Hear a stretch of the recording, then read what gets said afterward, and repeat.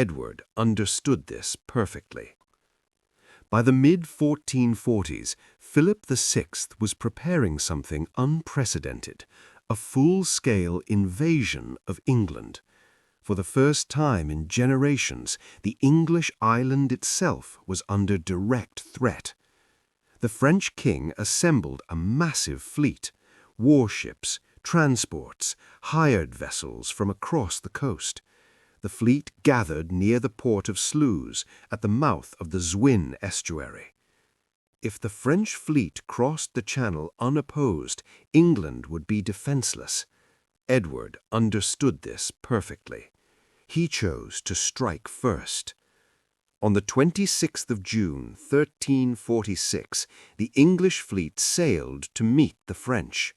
What followed was one of the largest naval battles of the Middle Ages. The French fleet relied on numbers and mass. Many of their ships were chained together for stability. This turned them into a floating wall, impressive and fatally inflexible. The English fought differently.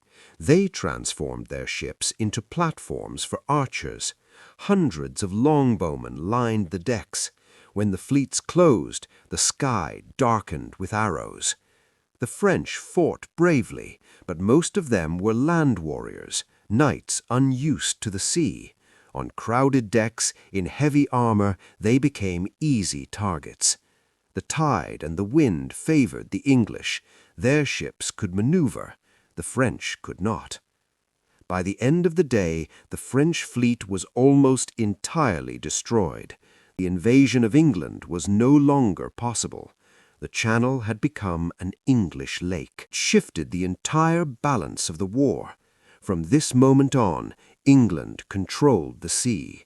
And with control of the sea came freedom of movement.